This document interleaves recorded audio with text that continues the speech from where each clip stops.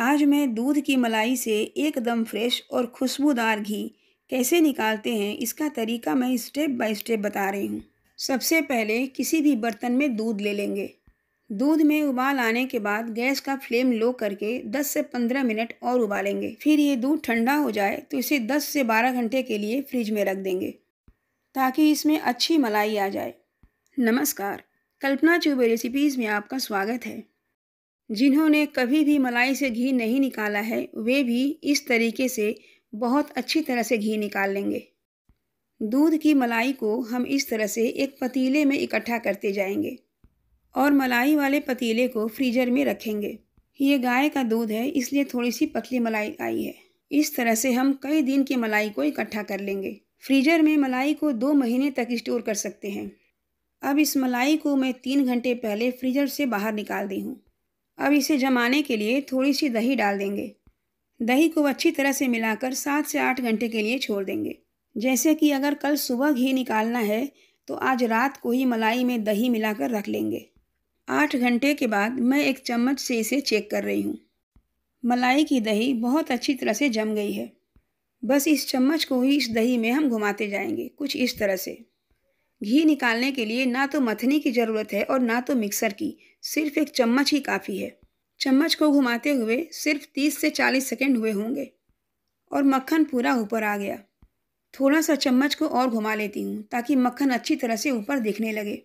अब इसी टाइम पे हम इसमें पानी डालेंगे।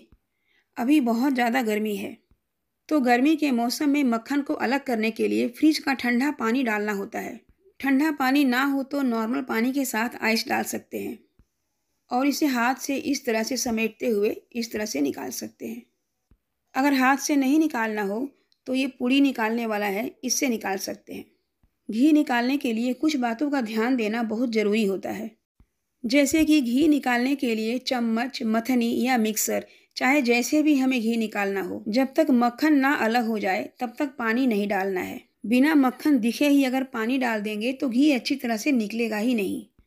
अगर गर्मी का मौसम है तो मक्खन दिखने के बाद ठंडा पानी डालेंगे और अगर ठंड का मौसम है तो हल्का सा गुनगुना पानी डालेंगे। मक्खन निकालने के बाद इसे कई बार ठंडे पानी से धो सकते हैं।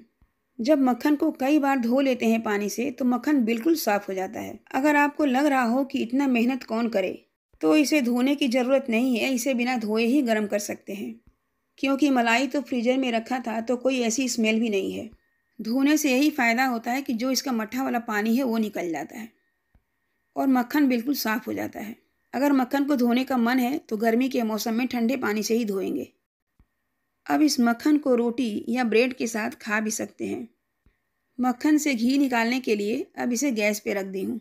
गैस का फ्लेम लो टू मीडियम या मीडियम टू हाई अपने हिसाब से कर सकते हैं। इसे रुक रुक कर चलाते भी रहेंगे, नहीं तो कढ़ाई के तले में ये चिपक जाता है। कई बार उफन कर ये नीचे भी गिर जाता है। घी निकालने के और भी तरीके हैं।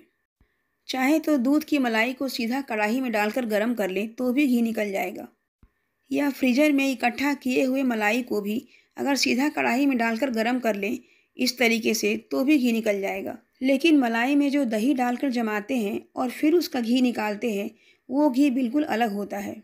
दोनों घी के टेस्ट में बहुत अंतर होता है। इस घी को हम शीशे की जार में लंबे समय तक स्टोर कर सकते हैं। ये घी अब तैयार होने वाला है। घी जब हल्का हल्का ब्राउन दिखने लगे तो उसी समय गैस ऑफ कर देना है। मैं भी गैस ऑफ कर देती हूँ। गैस ऑफ करने के बाद भी कढ़ाई गर्म रहती है तो थोड़ी देर और पक जाता है और एकदम परफेक्ट घी तैयार हो जाता है। अब एक बर्तन ले लेती हूँ कोई भी और एक कॉटन का पतला कपड़ा। इसे मैं पहले से ही अच्छी तरह से धोकर सुखा ली थी। घी को इसी कपड़े से छान लेंगे। छन्नी से ये अच्छी तरह से नहीं छनता, कपड़े से बहुत अच्छी तरह से छन जाता है।